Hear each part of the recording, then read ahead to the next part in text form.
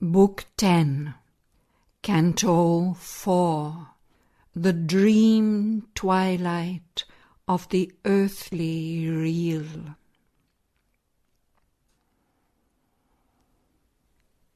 There came a slope that slowly downward sank. It slipped towards a stumbling grey descent. The dim heart marvel of the ideal was lost. Its crowding wonder of bright, delicate dreams and vague, half-limbed sublimities she had left. Thought fell towards lower levels, hard and tense, it passioned for some crude reality. The twilight floated still, but changed its hues, and heavily swathed a less delightful dream. It settled in tired masses on the air. Its symbol colours tuned with duller reds, and almost seemed a lurid mist of day.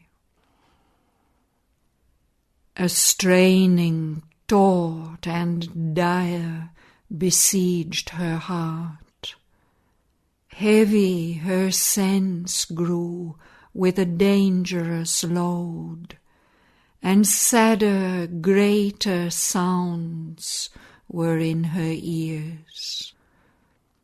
And through stern breakings of the lambent glare, her vision caught a hurry of driving plains, and cloudy mountains, and wide tawny streams, and cities climbed in minarets and towers towards an unavailing, changeless sky. Long quays and guts and harbours white with sails challenged her sight a while, and then were gone. Amidst them travailed toiling multitudes, in ever-shifting perishable groups. A foiled cinema of lit shadowy shapes enveloped in the grey mantle of a dream. Imagining meanings in life's heavy drift, they trusted in the uncertain environment and waited for death to change their spirit's scene. A savage din of labour and a tramp of armoured life, and the monotonous hum of thoughts and acts that ever were the same, as if the dull, reiterated drone of a great brute machine beset her soul. A grey, dissatisfied rumour, like a ghost of the moaning of a loud, unquiet sea. A huge, inhuman, cyclopean voice, a Babel builder's song towering to heaven, a throb of engines and the clang of tools brought the deep undertone of labour's pain. As when pale lightnings tear a tortured sky, high overhead a cloud-rimmed Ceres flared, chasing like smoke from a red funnel driven the forced creations of an ignorant mind. Drifting she saw like pictured fragments flee, phantoms of human thought and baffled hopes, the shapes of nature and the arts of man, philosophies and disciplines and laws, and the dead spirit of old societies, constructions of the Titan and the worm. As if lost remnants of forgotten light, before her mind there fled with trailing wings, dimmed revelations and delivering words, emptied of their mission and their strength to save. The messages of the evangelist gods, voices of prophets, scripts of vanishing creeds, each in its hour eternal claimed, went by. Ideals, systems, sciences, poems, crafts, tireless there perished and again recurred, sought restlessly by some creative power. But all were dreams, crossing an empty vast. Ascetic voices called of lonely seers on mountain summits or by river banks, or from the desolate heart of forest glades, seeking heaven's rest or the spirit's worldless peace, or in bodies motionless like statues, fixed in tranced cessations of their sleepless thought, sat sleeping souls. And this too was a dream. All things the past has made and slain were there, its lost, forgotten forms that once had lived, and all the present loves as new revealed, and all the hopes the future brings had failed already, caught and spent in efforts vain, repeated fruitlessly age after age.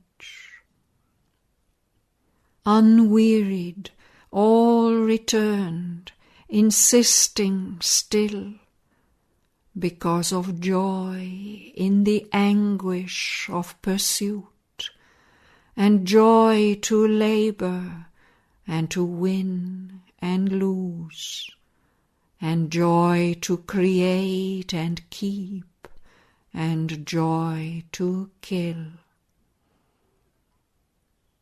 The rolling cycles past and came again, brought the same toils and the same barren end, forms ever new and ever old, the long, appalling revolutions of the world.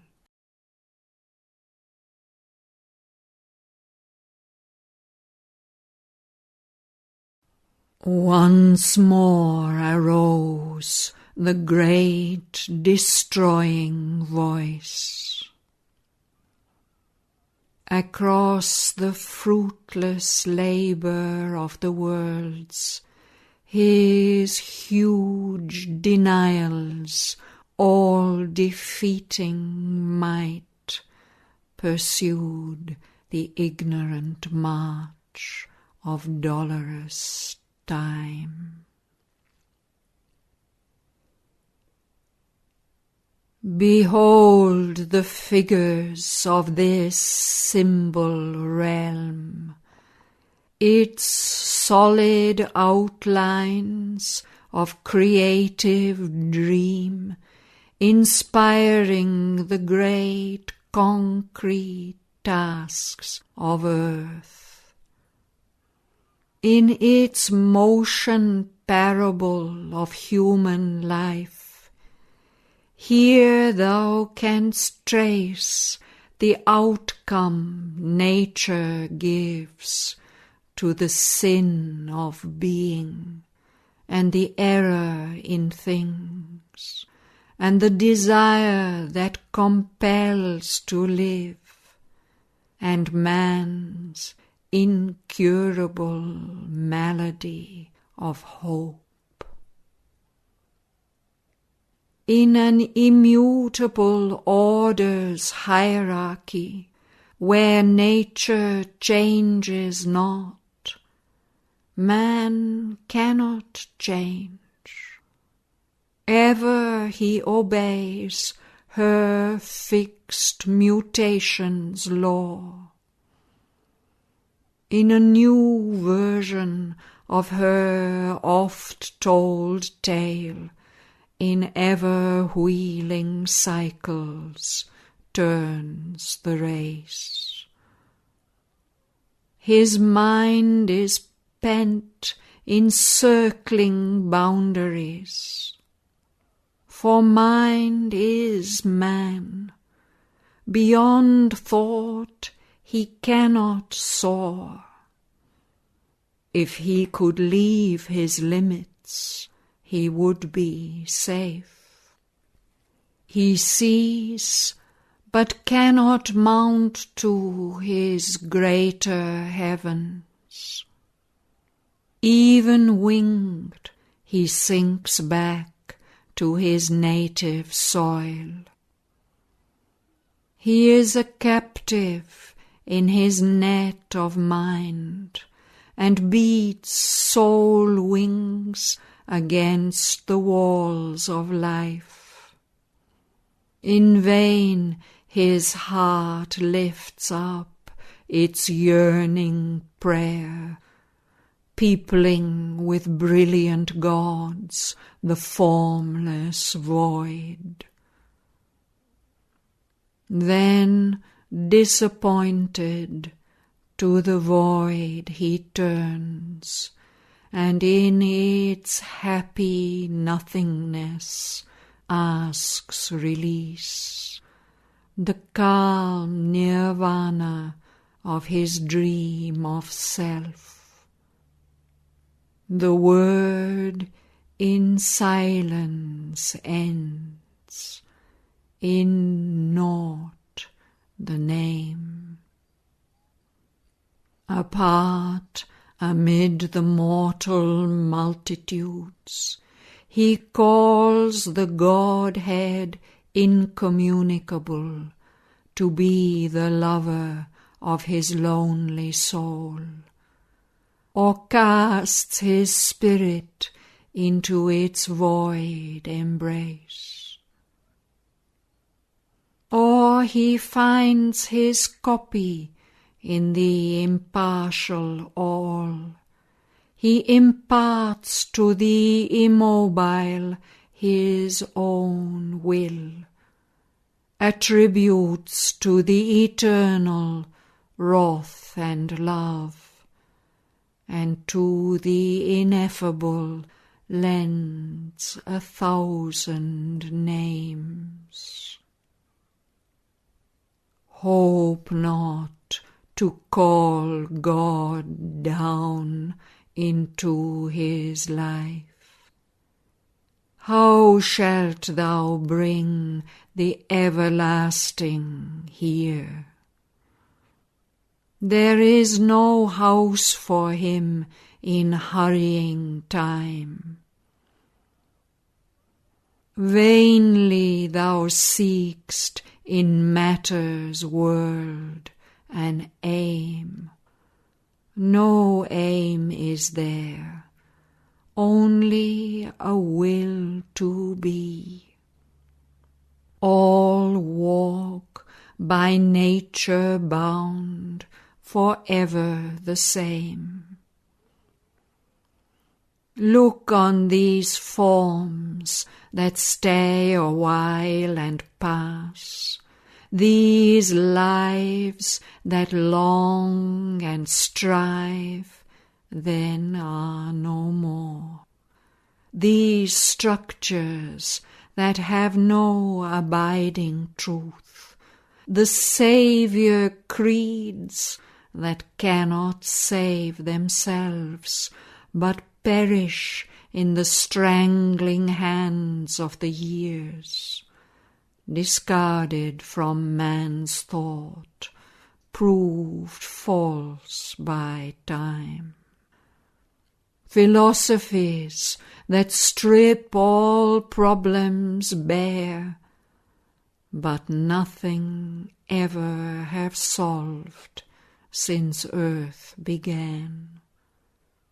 And sciences omnipotent in vain, by which men learn of what the suns are made, transform all forms to serve their outward needs, ride through the sky and sail beneath the sea, but learn not what they are or why they came.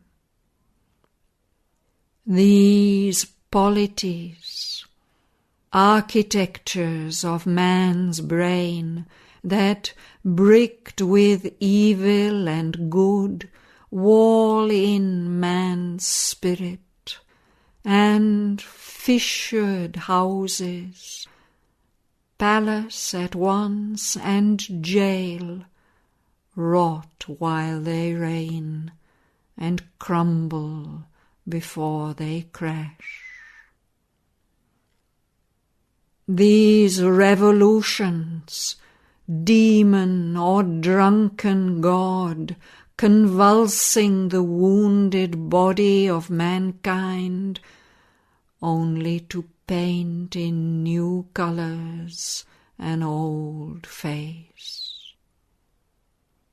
These wars, carnage triumphant, ruin gone mad, the work of centuries vanishing in an hour, the blood of the vanquished and the victor's crown, which men to be born must pay for with their pain. The hero's face divine on satyr's limbs, the demon's grandeur mixed with the demigods, the glory and the beasthood and the shame.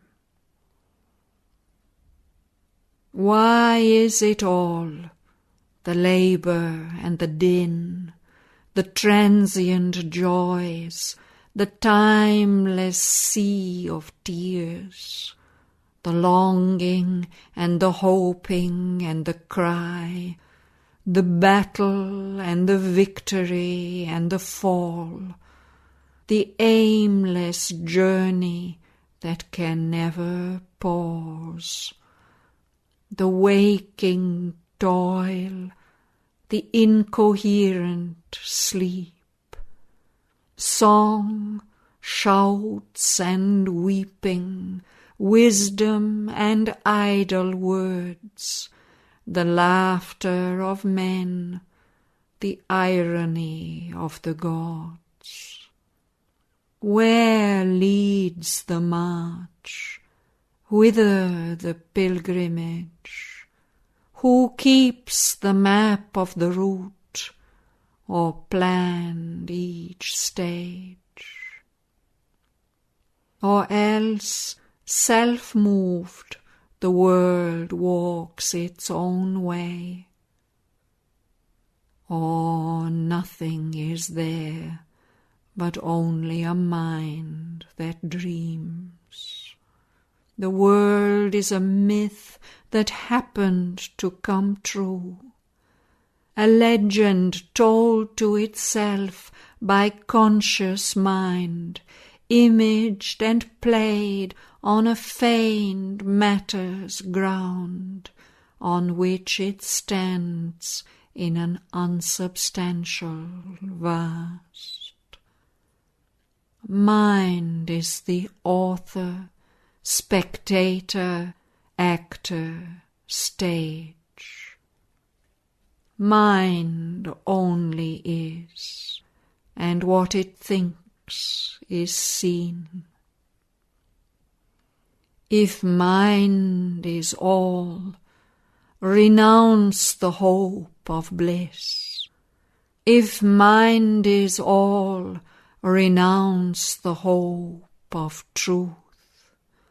For mind can never touch the body of truth, and mind can never see the soul of God. Only his shadow it grasps, nor hears his laugh as it turns from him to the vain seeming of things. Mind is a tissue woven of light and shade, where right and wrong have sown their mingled parts. Or mind is nature's marriage of convenance between truth and falsehood, between joy and pain. This struggling pair no court can separate. Each thought is a gold coin with bright alloy, and error and truth are its obverse and reverse. This is the imperial mintage of the brain, and of this kind is all its currency. Think not to plant on earth the living truth, or make of matter's world the home of God. Truth comes not there, but only the thought of truth. God is not there, but only the name of God. If self there is, it is bodiless and unborn. It is no one, and it is possessed by none. On what shalt thou then build thy happy world?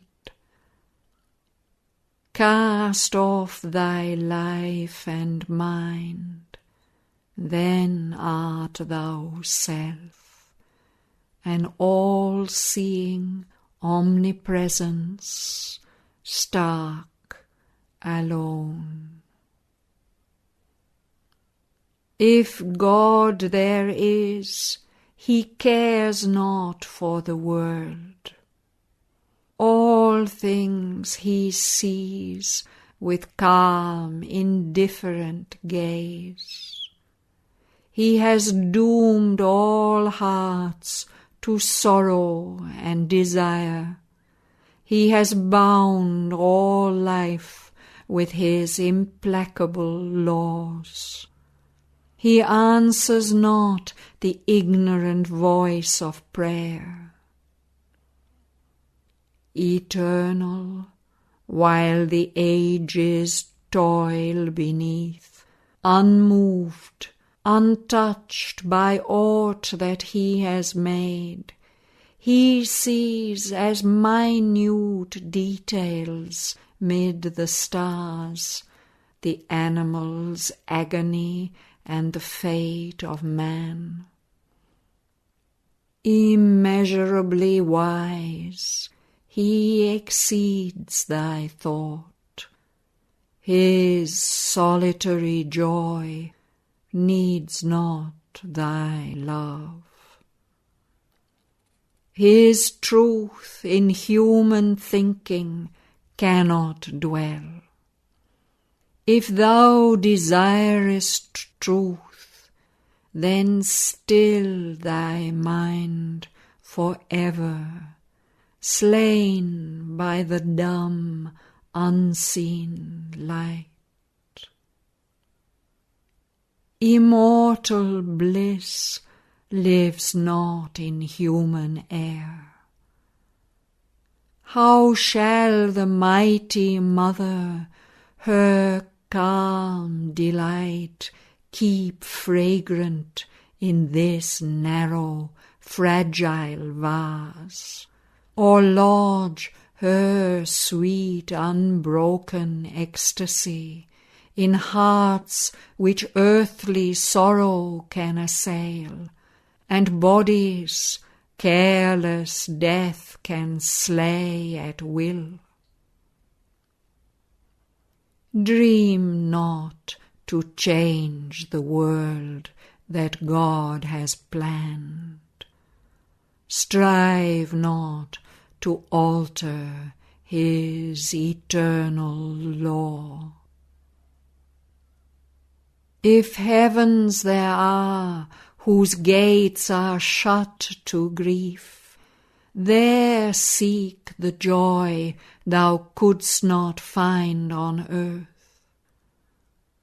Or in the imperishable hemisphere, where light is native, and delight is king, and spirit is the deathless ground of things, choose thy high station, child of eternity.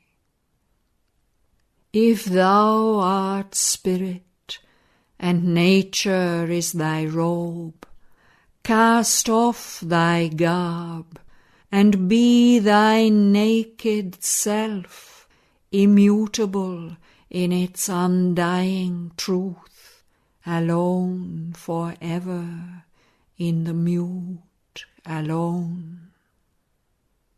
Turn then to God, for him leave all behind. Forgetting love, forgetting Satyavan, annul thyself in his immobile peace. O soul, drown in his still beatitude, for thou must die to thyself to reach God's height. I, death, am the gate of immortality.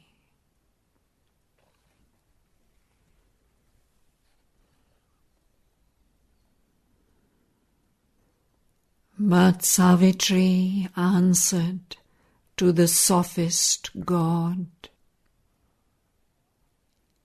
Once more wilt thou call light to blind truth's eyes, make knowledge a catch of the snare of ignorance, and the word a dart to slay my living soul? Offer, O King, thy boons to tired spirits, and hearts that could not bear the wounds of time. Let those who were tied to body and to mind tear off those bonds and flee into white calm, crying for a refuge from the play of God. Surely thy boons are great, since thou art He. But how shall I seek rest in endless peace, who house the mighty Mother's violent force, her vision turned to read the enigmaed world, her will tempered in the blaze of wisdom's sun, and the flaming silence of her heart of love. The world is a spiritual paradox, invented by a need in the unseen, a poor translation to the creature's sense of that which forever exceeds idea and speech, a symbol of what can never be symbolized, a language mispronounced, misspelt, yet true. Its powers have come from the eternal heights and plunged into the inconscient, dim abyss, and risen from it to do their marvelous work. The soul is a figure of the unmanifest. The mind labors to think the unthinkable, the life to call the immortal into birth, the body to enshrine the illimitable. The world is not cut off from truth and God. In vain thou hast dug the dark, unbridgeable gulf. In vain thou hast built the blind and doorless wall. Man's soul crosses through thee to paradise. Heaven's sun forces its way through death and night. Its light is seen upon our being's verge. My mind is a torch lit from the eternal sun, my life a breath drawn by the immortal guest. My mortal body is the Eternal's house. Already the torch becomes the undying ray. Already the life is the immortal's force. The house grows of the householder part and one. How sayest thou, truth can never light the human mind, and bliss can never invade the mortal's heart, or God descend into the world he made? If in the meaningless void creation rose, if from a bodiless force matter was born, if life could climb in the unconscious tree, its green delight break into emerald leaves, and its laughter of beauty blossom in the flower, if sense could wake in tissue, nerve, and cell, and thought seize the grey matter of the brain, and soul peep from its secrecy through the flesh, how shall the nameless light not leap on men, and unknown powers emerge from nature's sleep? Even now hints of a luminous truth like stars arise in the mind-mooned splendour of ignorance. Even now the deathless lover's touch we feel. If the chamber's door is even a little ajar, what then can hinder God from stealing in, or who forbid his kiss on the sleeping soul?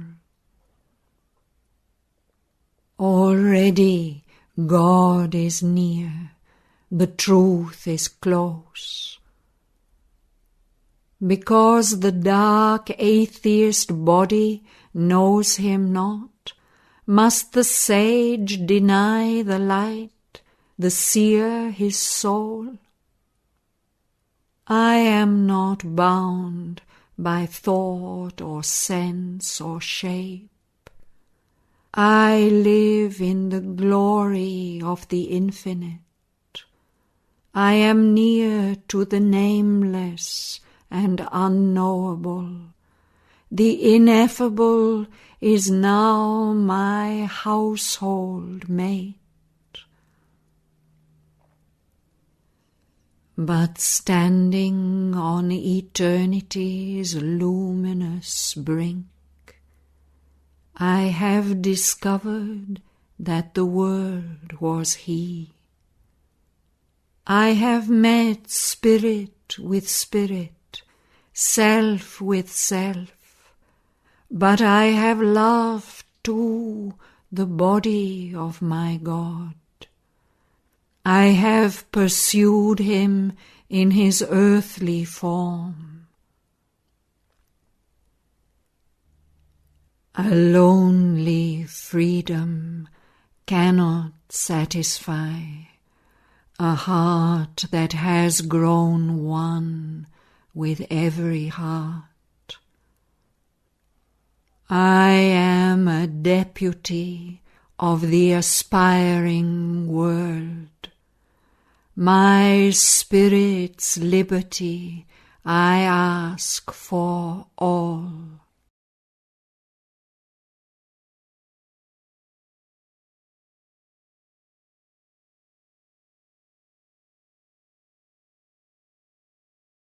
Then rang again a deeper cry of death, as if beneath its weight of sterile law, oppressed by its own obstinate meaningless will, disdainful, weary, and compassionate, It kept no more its old intolerant sound, but seemed like life's in her unnumbered paths, toiling forever and achieving naught, because of birth and change, her mortal powers by which she lasts, around the term posts fixed, turning of a wide, circling, aimless race, whose course forever speeds and is the same. In its long play with fate and chance and time, assured of the game's vanity, lost or won, crushed by its load of ignorance and doubt, which knowledge seems to increase and growth to enlarge. The earth mind sinks, and it despairs and looks old, weary and discouraged on its work. Yet was all nothing then, or vainly achieved? Some great thing has been done, some light, some power delivered from the huge inconscient's grasp. It has emerged from night, it sees its dawns circling forever, though no dawn can stay. This change was in the Godhead's far-flung voice. His form of dread was altered, and admitted our transient effort at eternity, yet flung vast doubts of what might else have been on grandiose hints of an impossible day. The great voice surging cried to Savitri, "Because thou know'st the wisdom that transcends both veil of forms and the contempt of forms, arise, delivered by the seeing gods. If free thou hadst kept thy mind from life's fierce stress, thou mightst have been like them, omniscient, calm. But the violent and passionate heart forbids. It is the storm bird of an anarch power that would upheave the world and tear from it the indecipherable scroll of fate, death's rule and law and the unknowable will. Hasteners to action, violators of God, are these great spirits who have too much love, and they who, formed like thee, for both art thou, have come into the narrow bounds of life with too large natures, overleaping time. Worshippers of force, who know not her recoil. Their giant wills compel the troubled years. The wise are tranquil.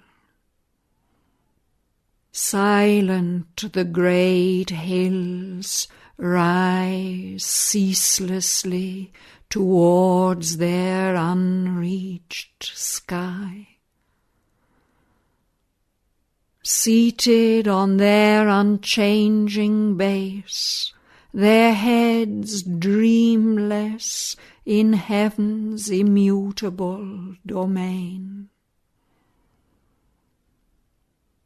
On their aspiring tops, sublime and still, lifting halfway to heaven the climbing soul, the mighty mediators stand content to watch the revolutions of the stars. Motionlessly moving with the might of earth, they see the ages pass and are the same. The wise think with the cycles. They hear the tread of far-off things. Patient, unmoved they keep their dangerous wisdom in their depths restrained, lest man's frail days into the unknown should sink, dragged like a ship by bound Leviathan into the abyss of his stupendous seas. Lo, how all shakes when the gods tread too near. All moves, is in peril, anguished, torn, upheaved. The hurrying eons would stumble on too swift, if strength from heaven surprised the imperfect earth, and veilless knowledge smote these unfit souls. The deities have screened their dreadful power. God hides his thought, and even he seems to err. Be still and tardy in the slow, wise world. Mighty art thou with the dread goddess filled, to whom thou criedst at dawn in the dim woods. Use not thy strength like the wild Titan souls. Touch not the seated lines, the ancient laws. Respect the calm of great established things. But Savitri replied to the huge god, What is the calm thou vaunt'st, O law, O death? Is it not the dull-visioned tread inert of monstrous energies chained in a stark round, soulless and stone-eyed with mechanic dreams? Vain the soul's hope, if changeless law is all. Ever to the new and the unknown press on the speeding eons, justifying God. What were earth's ages if the grey restraint were never broken, and glories sprang not forth, bursting their obscure seed, while man's slow life leaped, hurried into sudden splendid paths by divine words and human gods revealed. Impose not upon sentient minds and hearts the dull fixity that binds inanimate things. Well is the unconscious rule for the animal breeds, content to live beneath the immutable yoke. Man turns to a nobler walk, a master path. I trample on thy law with living feet, for to arise in freedom I was born. If I am mighty, let my force be unveiled, equal companion of the dateless powers. Or else let my frustrated soul sink down, unworthy of Godhead, in the original sleep. I claim from time my will's eternity, God from his moments.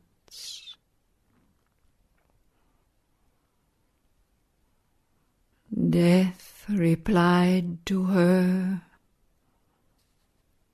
why should the noble and immortal will stoop to the petty works of transient earth, freedom forgotten and the eternal's path?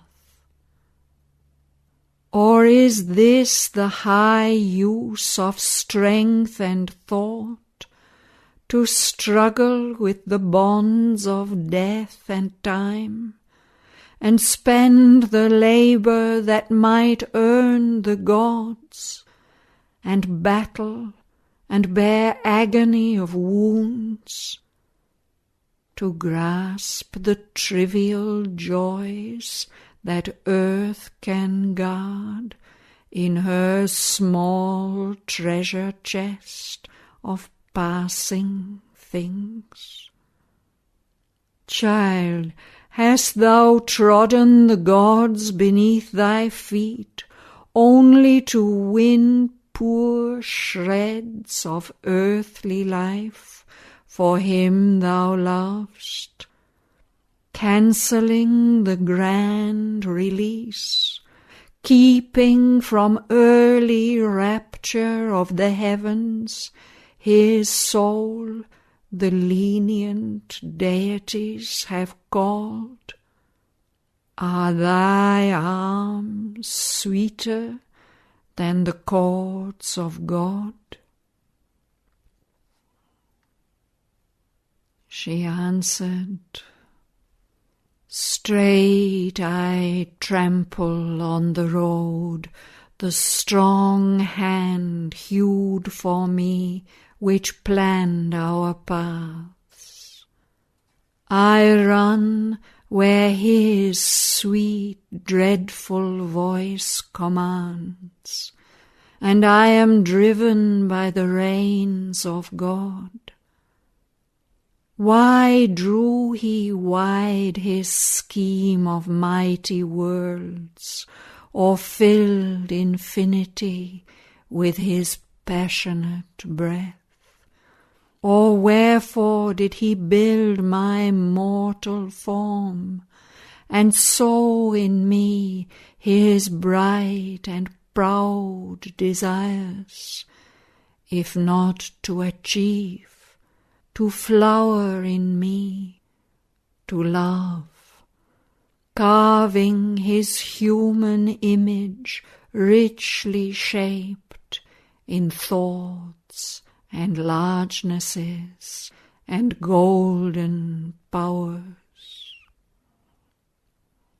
Far heaven can wait our coming in its calm.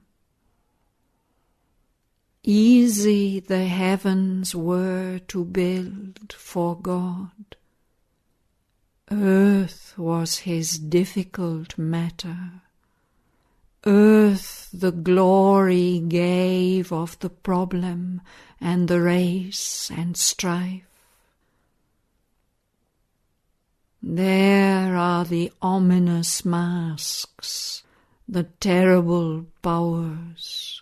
There it is greatness to create the gods. Is not the spirit immortal and absolved always, delivered from the grasp of time? Why came it down into the mortal space? A charge he gave to his high spirit in man, and wrote a hidden decree on nature's tops. Freedom is this, with ever-seated soul, large in life's limits, strong in matter's knots, building great stuff of action from the worlds, to make fine wisdom from coarse scattered strands, and love and beauty out of war and night, the wager wonderful, the game divine. What liberty has the soul which feels not free unless stripped bare, and cannot kiss the bonds the lover winds around his playmate's limbs, choosing his tyranny, crushed in his embrace? To seize him better with her boundless heart, she accepts the limiting circle of his arms, bows full of bliss beneath his mastering hands, and laughs in his rich constraints, most bound, most free. This is my answer to thy lures, O death.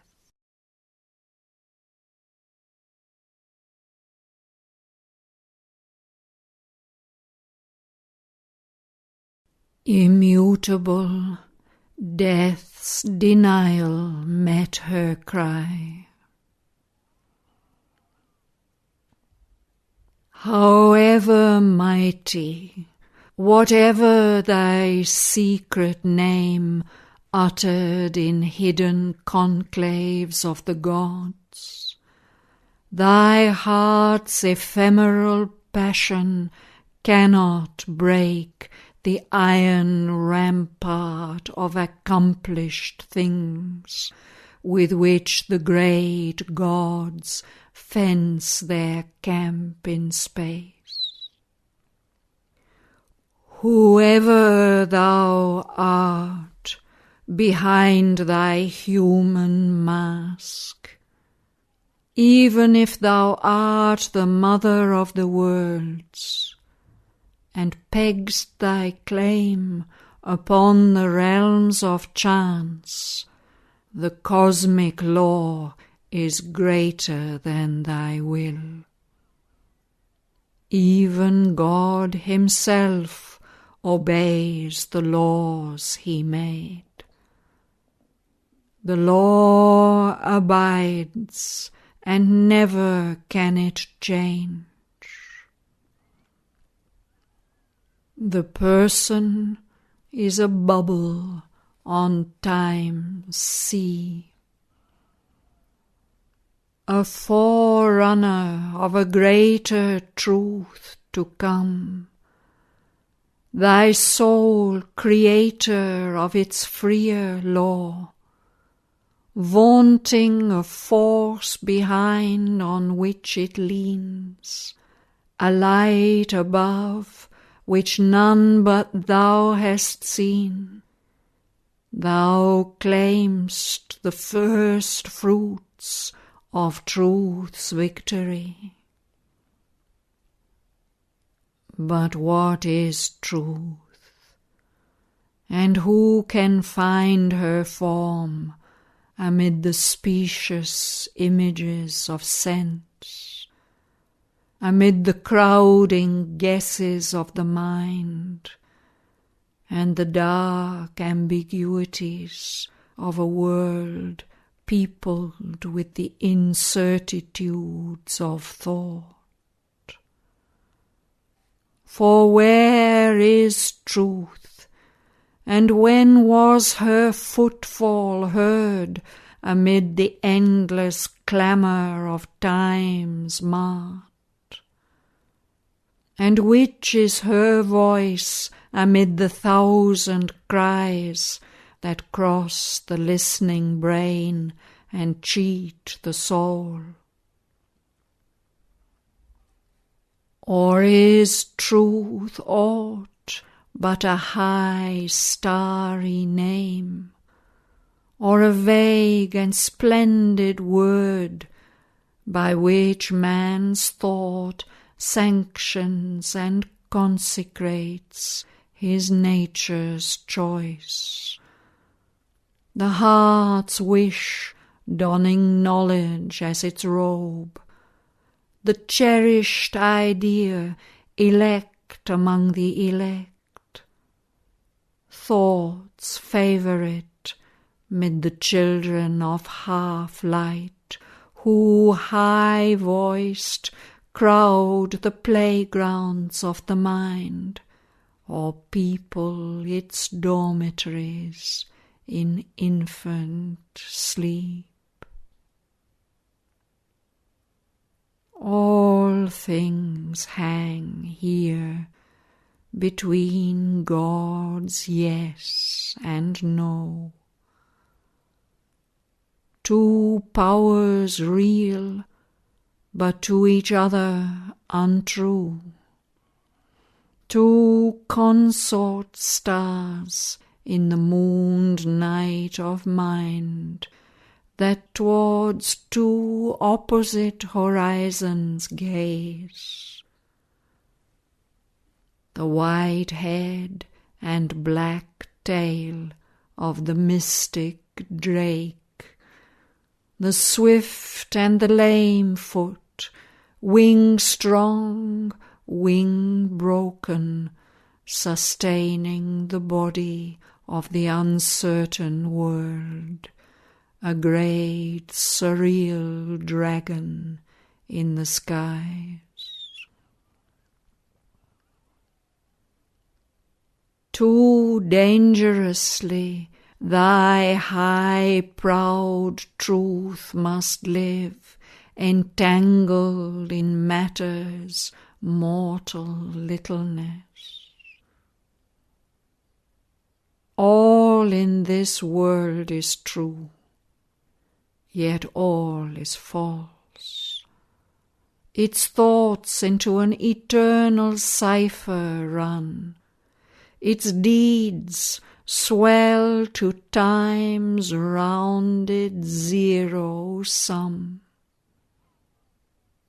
Thus man at once is animal and God, a disparate enigma of God's make, unable to free the Godhead's form within, a being less than himself, yet something more. The aspiring animal, the frustrate God, yet neither beast nor deity, but man. But man, tied to the kind earth's labour strives to exceed, climbing the stairs of God to higher things. Objects are seemings, and none knows their truth. Ideas are guesses of an ignorant God. Truth has no home in earth's irrational breast. Yet without reason, life is a tangle of dreams. But reason is poised above a dim abyss, and stands at last upon a plank of doubt. Eternal truth lives not with mortal men. Or if she dwells within thy mortal heart, show me the body of the living truth, or draw for me the outline of her face, that I too may obey and worship her. Then will I give thee back thy Satyavan. But here are only facts and steel-bound law. This truth I know, that Satyavan is dead, and even thy sweetness cannot lure him back. No magic truth can bring the dead to life. No power of earth cancel the thing once done. No joy of the heart can last, surviving death. No bliss persuade the past to live again. But life alone can solace the mute void, and fill with thought the emptiness of time. Leave then thy dead, O Savitri, and live.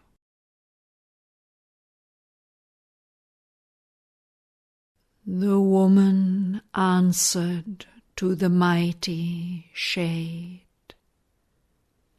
and as she spoke, mortality disappeared. Her goddess self grew visible in her eyes. Light came, a dream of heaven, into her face.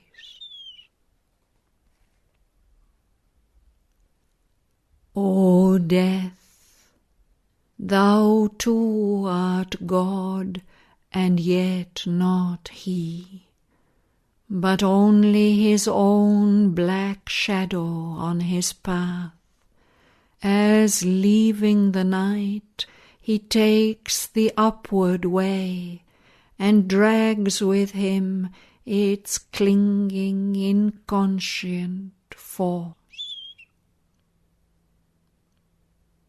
Of God unconscious, thou art the dark head.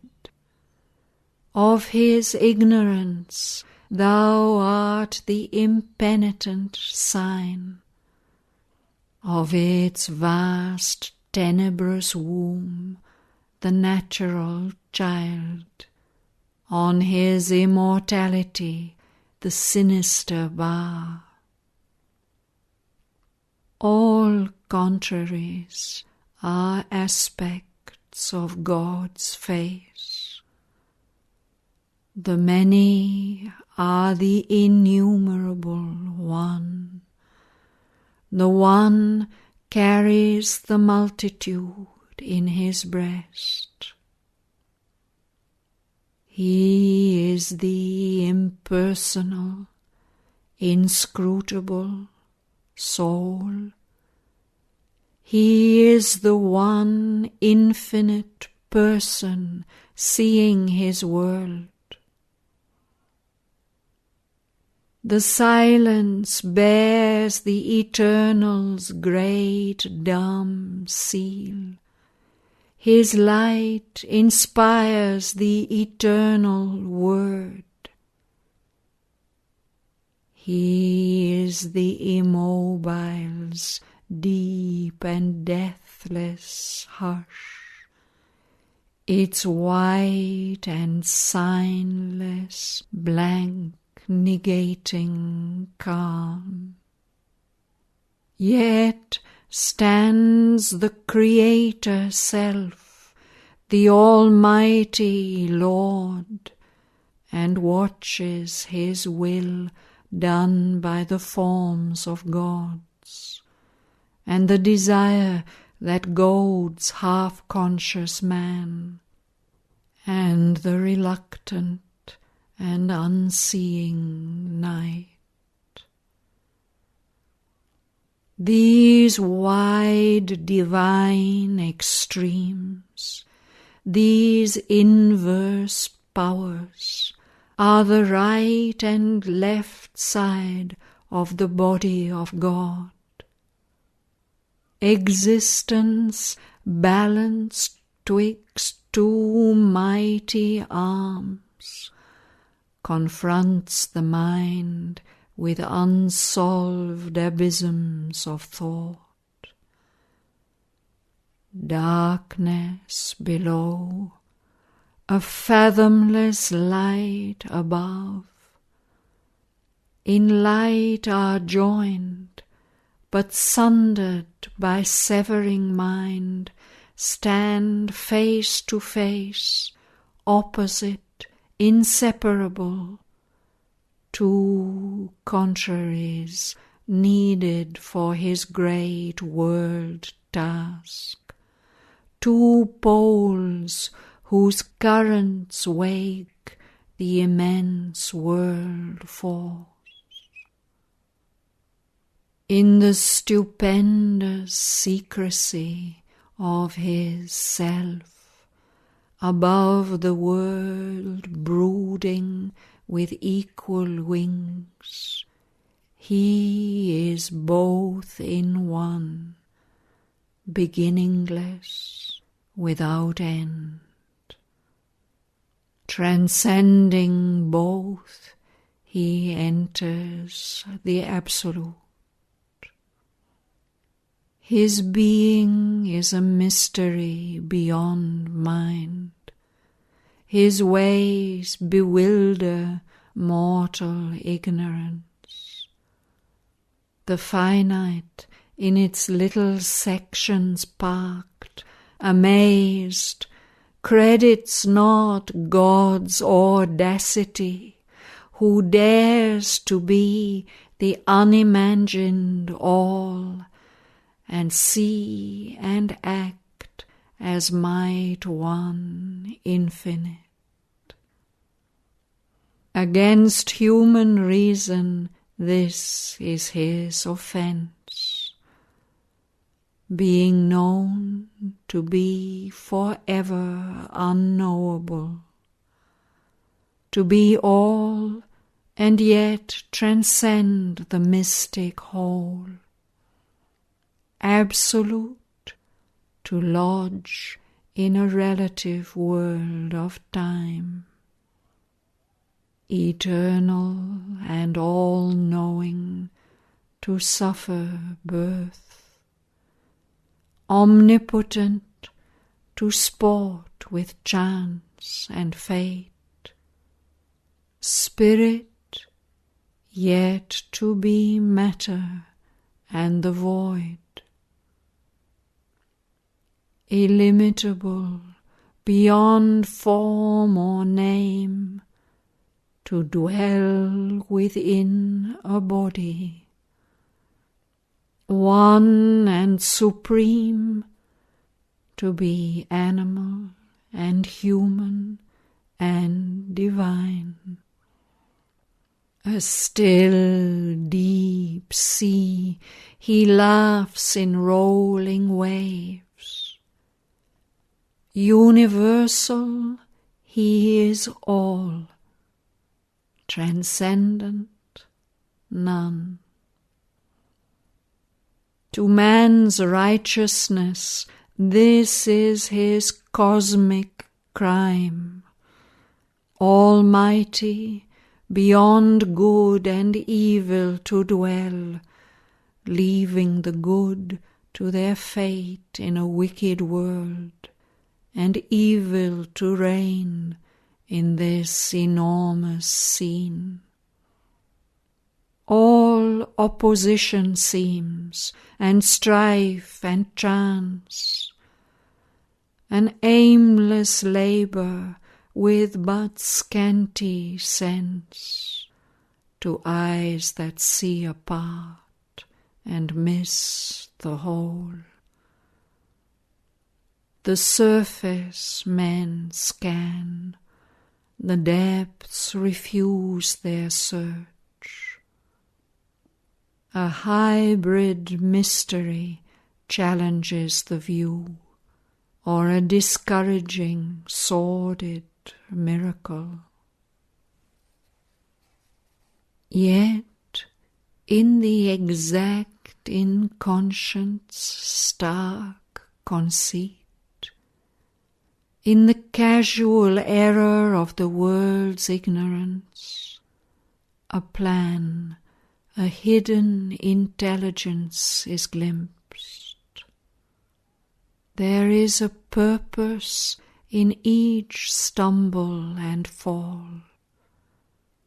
Nature's most careless lolling is a pose preparing some forward step, some deep result.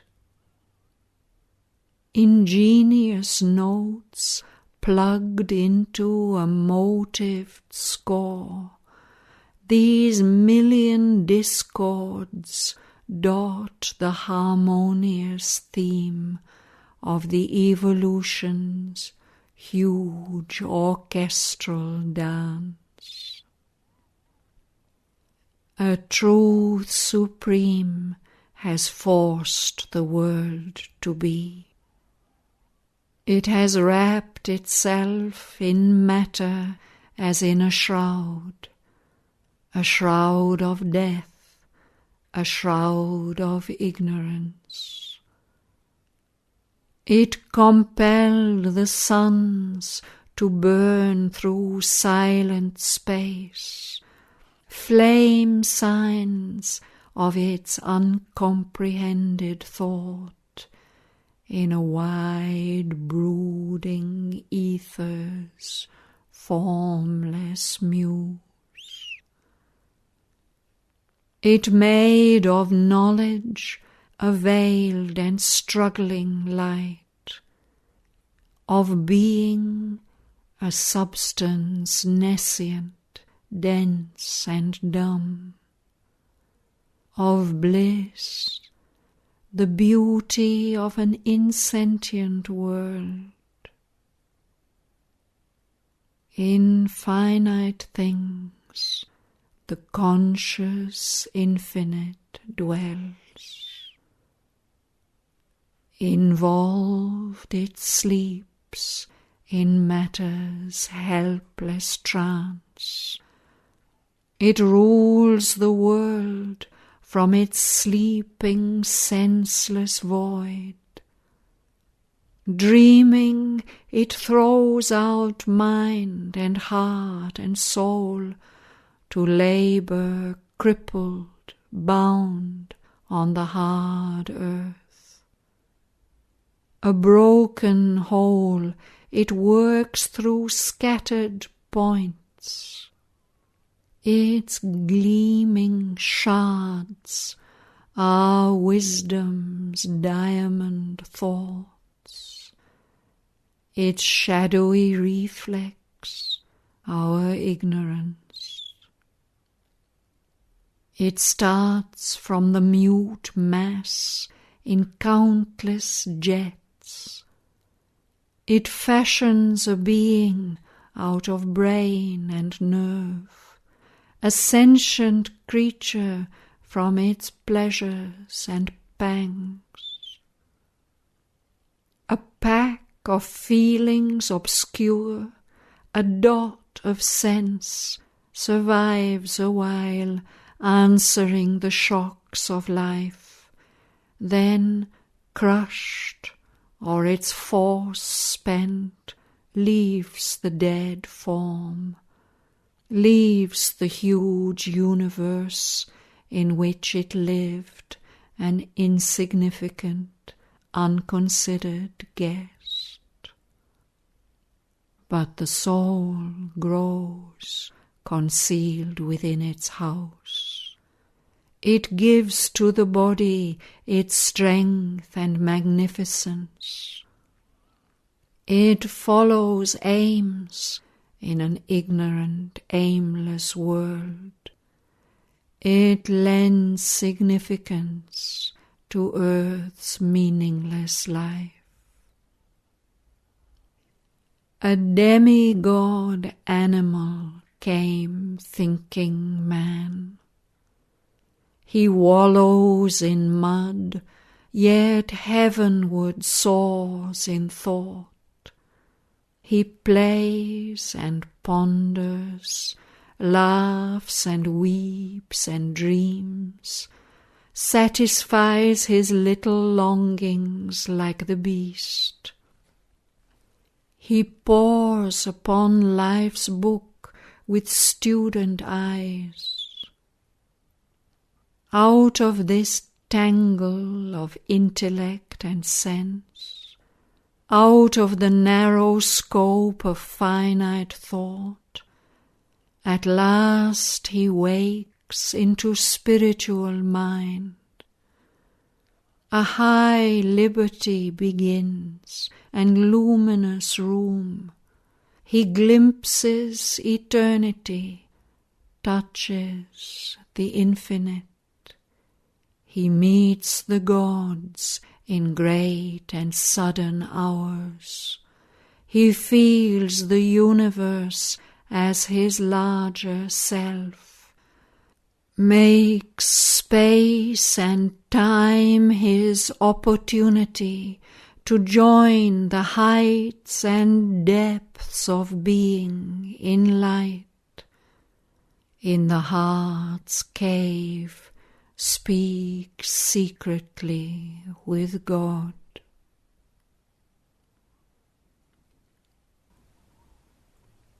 But these are touches and high moments lived. Fragments of truth supreme have lit his soul, reflections of the sun in waters still. A few have dared the last supreme ascent and break through borders of blinding light above, and feel a breath around of mightier air. Receive a vaster being's messages, and bathe in its immense, intuitive ray. On summit mind are radiant altitudes, exposed to the lustre of infinity. outskirts and dependencies of the house of truth, upraised estates of mind and measureless. There man can visit, but there he cannot live. A cosmic thought spreads out its vastitudes. Its smallest parts are here philosophies challenging with their detailed immensity, each figuring an omniscient scheme of things. But higher still can climb the ascending light. There are vasts of vision and eternal suns, oceans of an immortal luminousness, flame hills assaulting heaven with their peaks. Their dwelling all becomes a blaze of sight. A burning head of vision leads the mind. Thought trails behind it its long comet tail. The heart glows, an illuminate and seer, and sense is kindled into identity. A highest flight climbs to a deepest view. In a wide opening of its native sky, intuition's lightnings range in a bright pack, hunting all hidden truths out of their lairs. Its fiery edge of seeing absolute cleaves into locked unknown retreats of self, rummages the sky recesses of the brain, lights up the occult chambers of the heart. Its spear point ictus of discovery, pressed on the cover of name, the screen of form, strips bare the secret soul of all that is. Thought there has revelation's sun-bright eyes. The word, a mighty and inspiring voice, enters truth's inmost cabin of privacy and tears away the veil from God and life. Then stretches the boundless finite's last expanse, the cosmic empire of the overmind, time's buffer state bordering eternity, too vast for the experience of man's soul. All here gathers beneath one golden sky.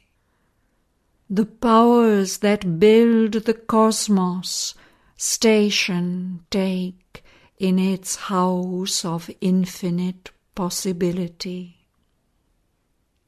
Each god from there builds his own nature's world. Ideas are phalanxed like a group of suns, each marshalling his company of rays.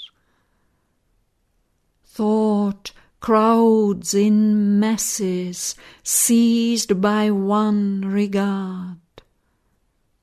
All time is one body, space a single look. There is the Godhead's universal gaze, and there the boundaries of immortal mind.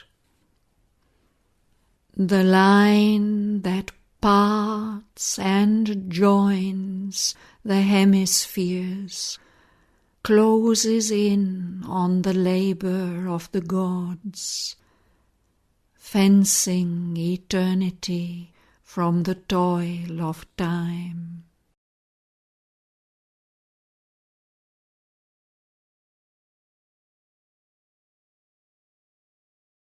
In her glorious kingdom of eternal light, all ruler, ruled by none, the truth supreme, omnipotent, omniscient, and alone, in a golden country keeps her measureless house. In its corridor she hears the tread that comes out of the unmanifest, never to return till the unknown is known and seen by men.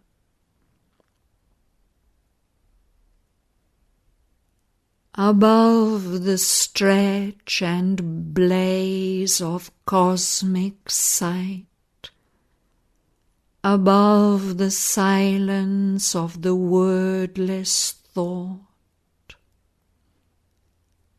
formless creator of immortal forms, nameless, investitured with the name divine, transcending time's hours, transcending timelessness, the mighty mother sits in lucent calm and holds the eternal child upon her knees, attending the day when he shall speak to fate.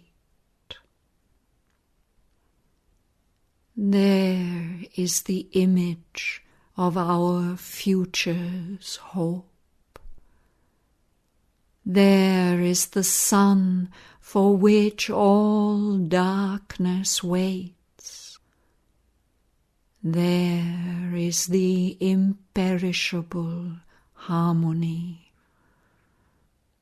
The world's contradictions climb to her and are one.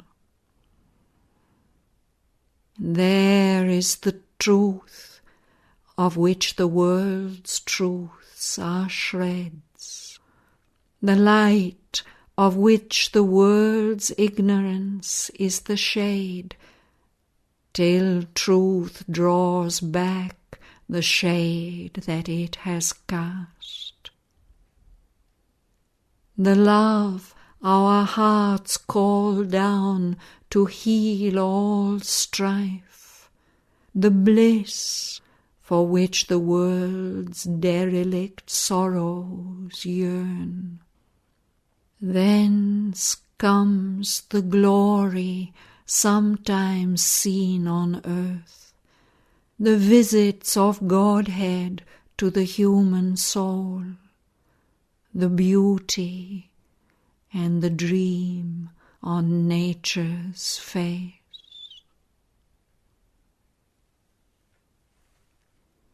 There the perfection born from eternity calls to it the perfection born in time, the truth of God surprising human life, the image of God overtaking finite shapes.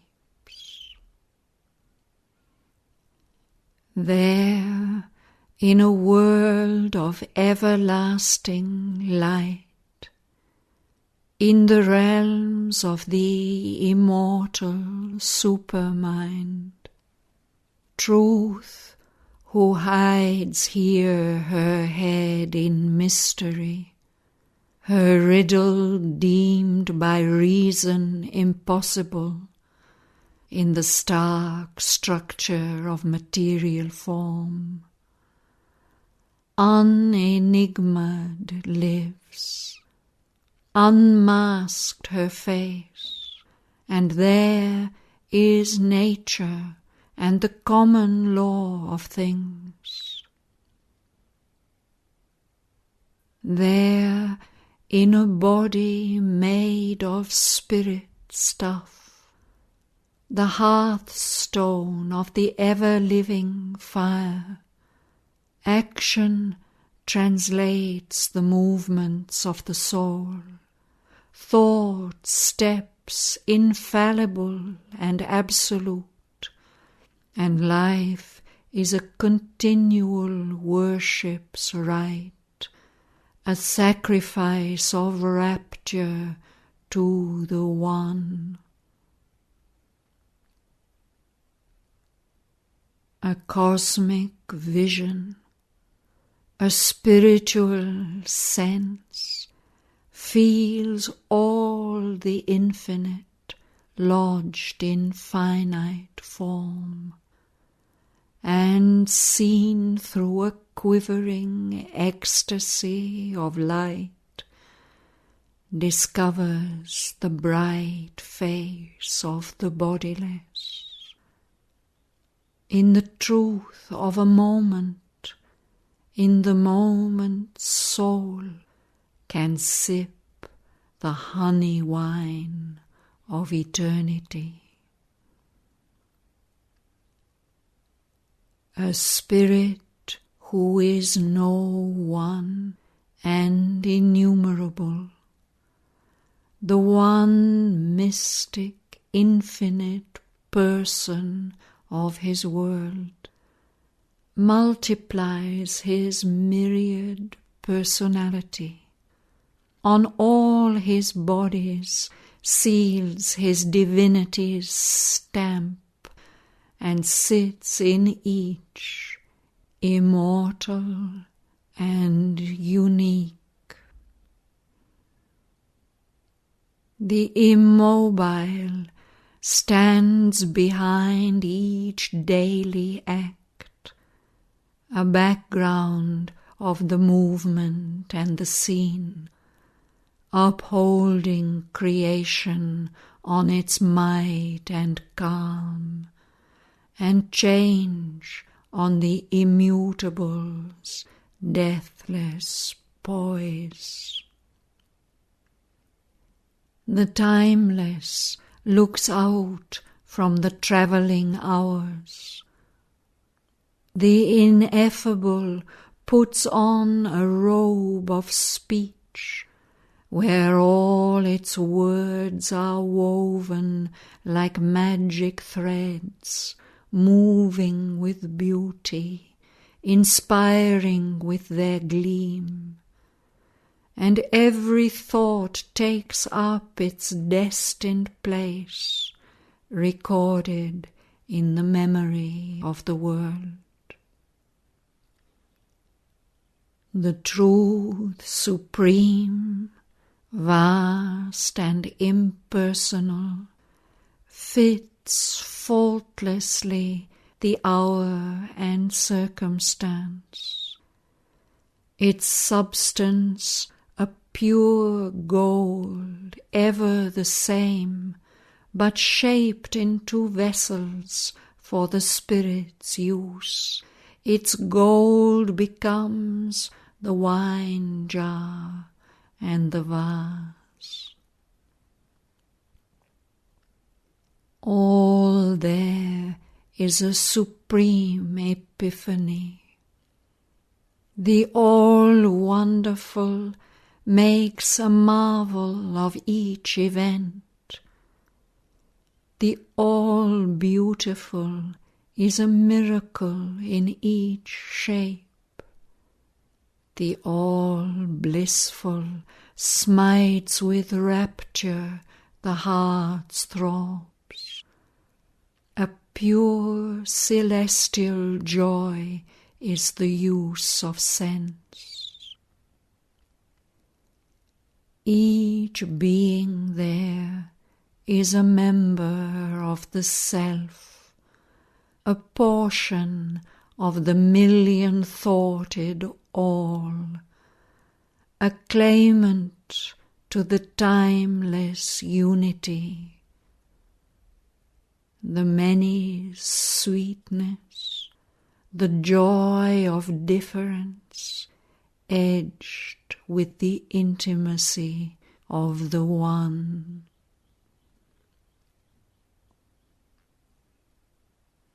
But who can show to thee truth's glorious face?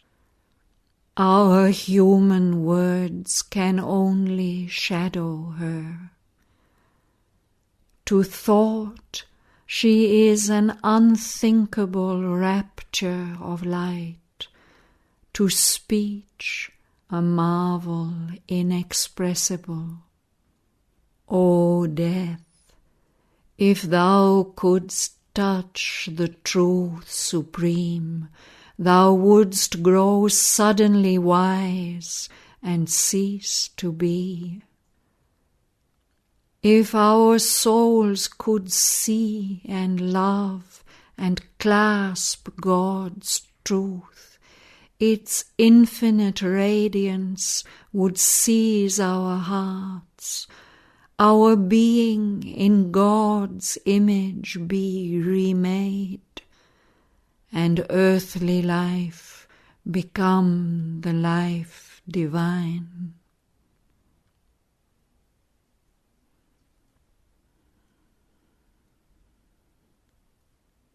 Then death the last time answered Savitri.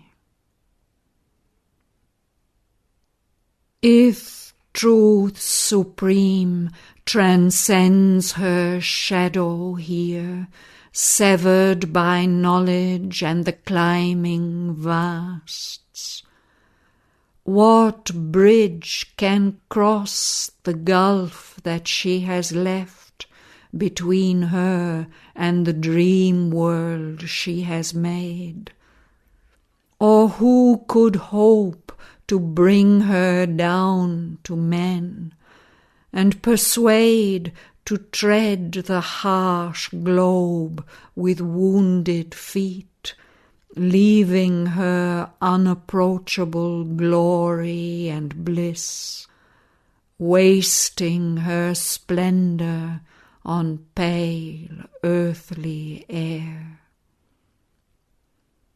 Is thine that strength, O beauty of mortal limbs, O soul who flutterest to escape my net? Who then art thou, hiding in human guise?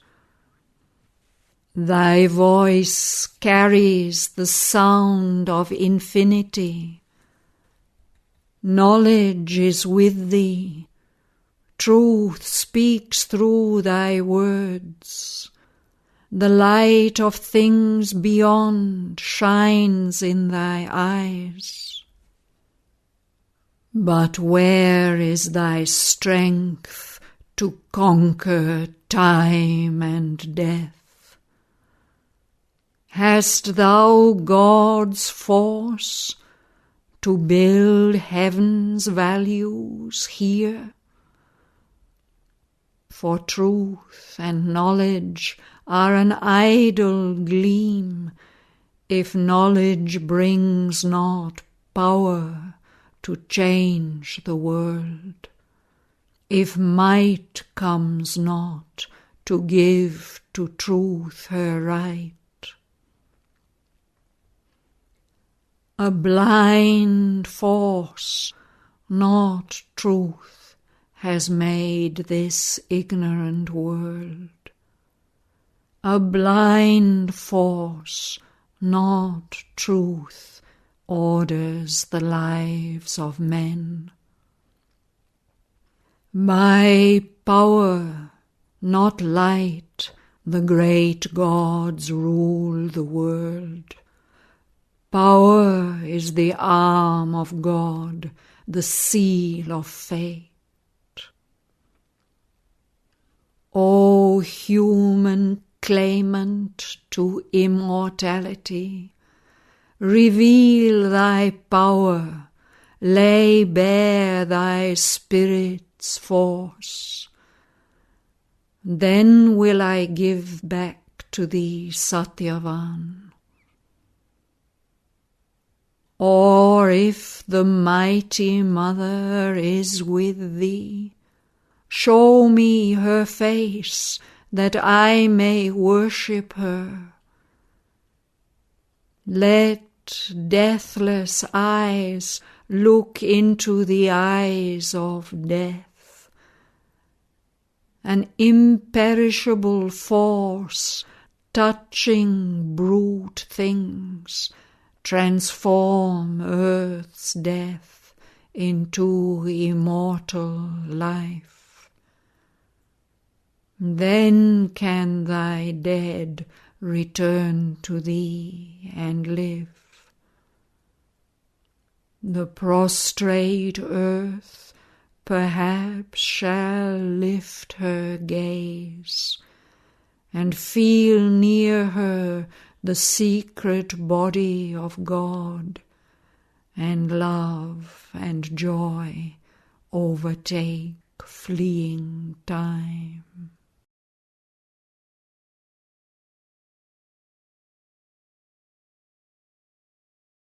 And Savitri looked on death and answered not.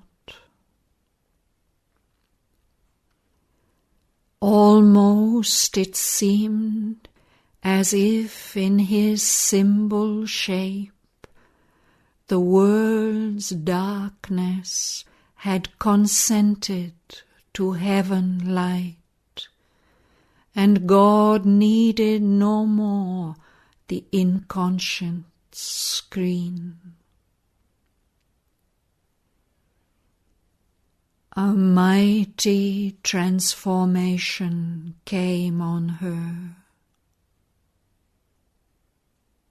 A halo of the indwelling deity, the immortal's luster that had lit her face and tented its radiance in her body's house, overflowing, made the air a luminous sea.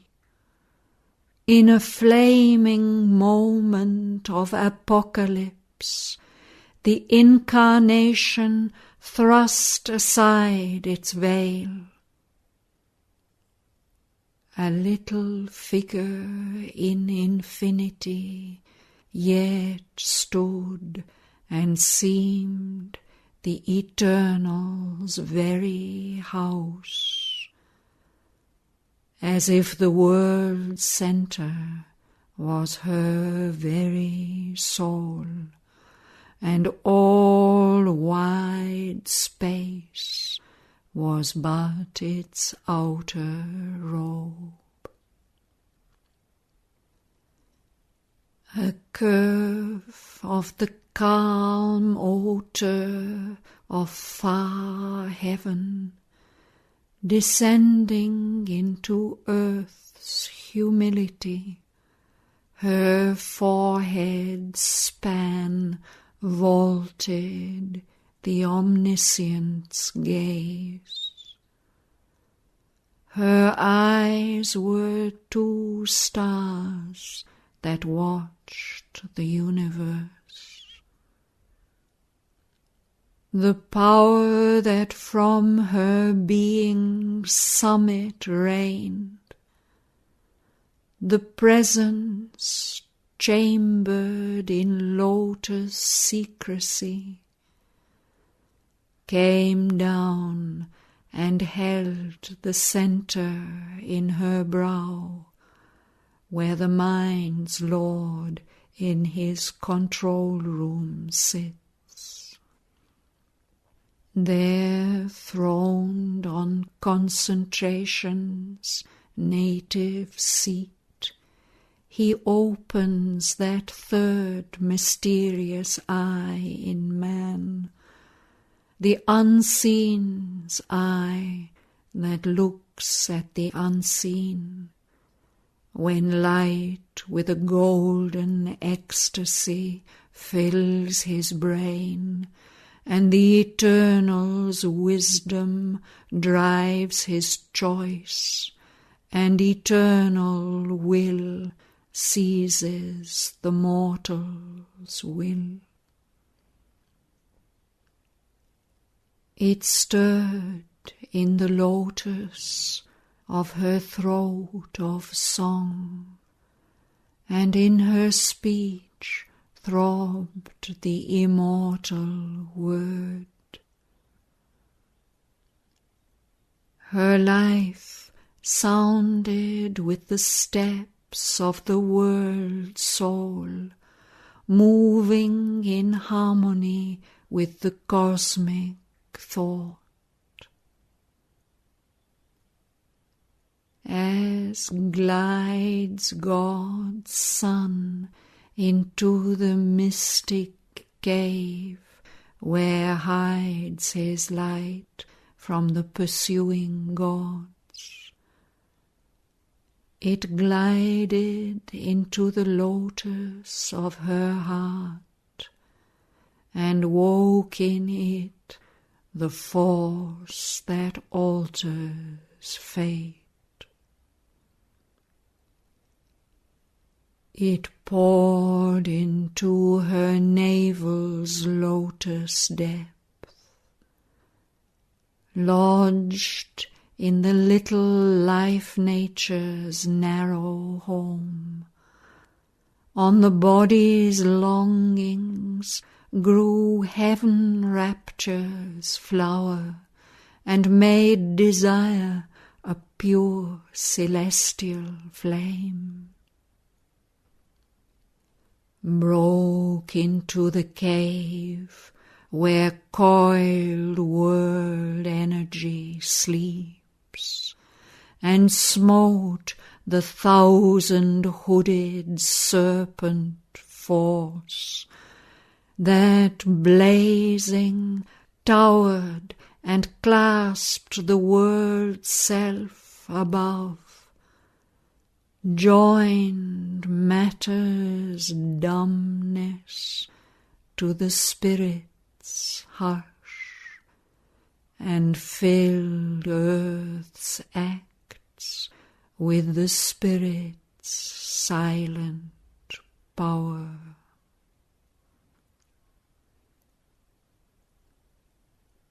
Thus changed, she waited for the word to speak. Eternity looked into the eyes of death,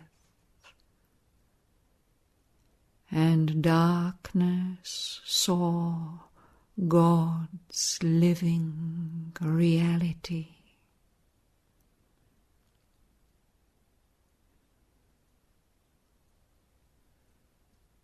Then a voice was heard that seemed the stillness self, or the low, calm utterance of infinity when it speaks to the silence in the heart of sleep.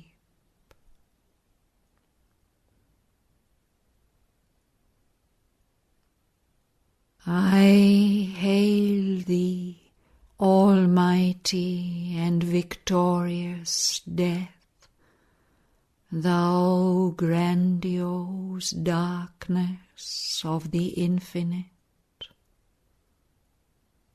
O void, that makest room for all to be, hunger that gnawest at the universe, consuming the cold remnants of the suns, and eats the whole world with thy jaws of fire.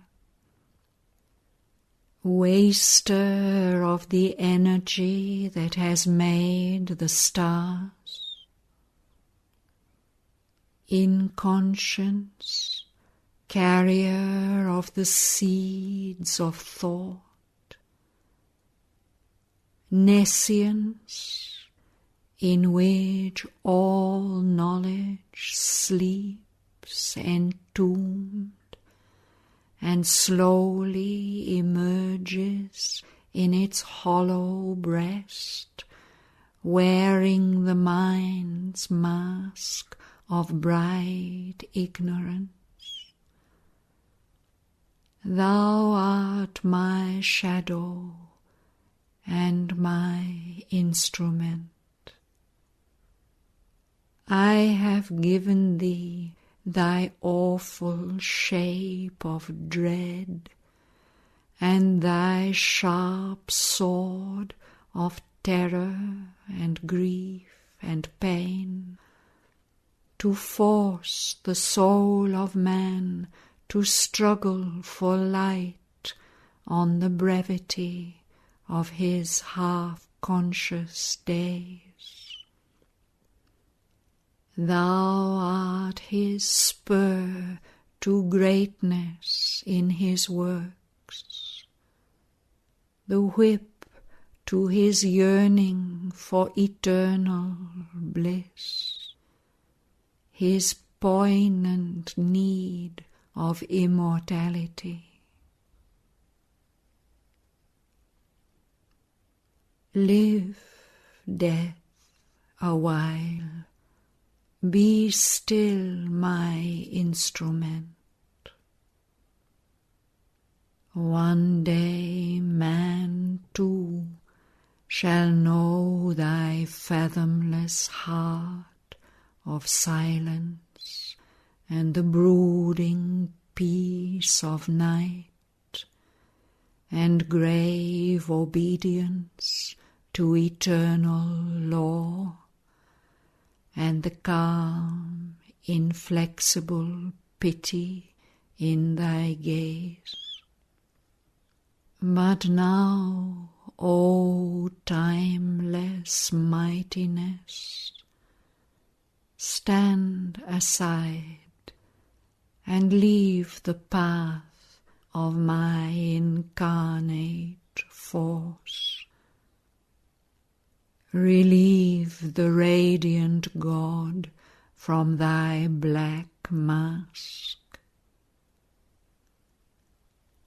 Release the soul of the world called Satyavan, freed from thy clutch of pain and ignorance, that he may stand master of life and fate, man's representative in the house of God, the mate of wisdom and the spouse of light, the eternal bridegroom of the eternal bride.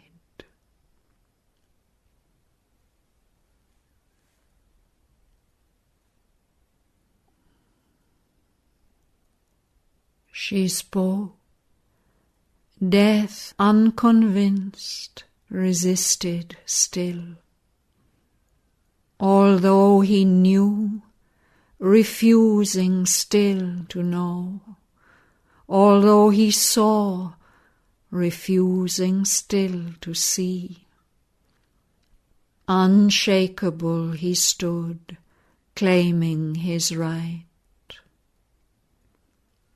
His spirit bowed.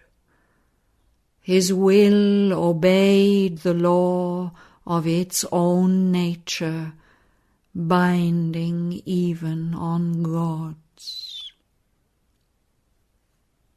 The two opposed each other face to face.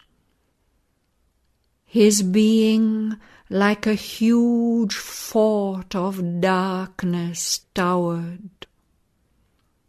Around it her light grew, an ocean siege.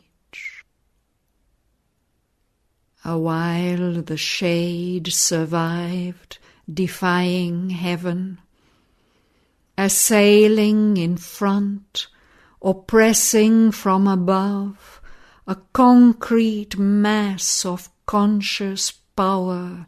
He bore the tyranny of her divine desire. A pressure of intolerable force weighed on his unbowed head and stubborn breast.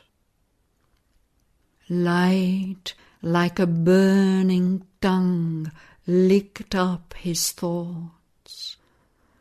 Light was a luminous torture in his heart. Light coursed, a splendid agony, through his nerves. His darkness muttered, perishing in her blaze. Her mastering word commanded every limb and left no room for his enormous will that seemed pushed out into some helpless space and could no more re-enter, but left him void. He called to night, but she fell shuddering back. He called to hell, but sullenly it retired. He turned to the inconscient for support, from which he was born, his vast sustaining self. It drew him back towards boundless vacancy, as if by himself to swallow up himself. He called to his strength, but it refused his call. His body was eaten by light, his spirit devoured.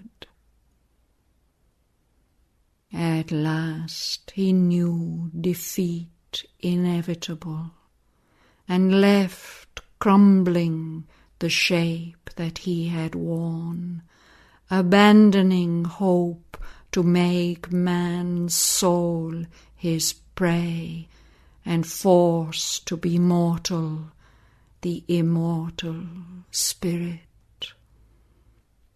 Afar he fled, shunning her dreaded touch, and refuge took in the retreating night.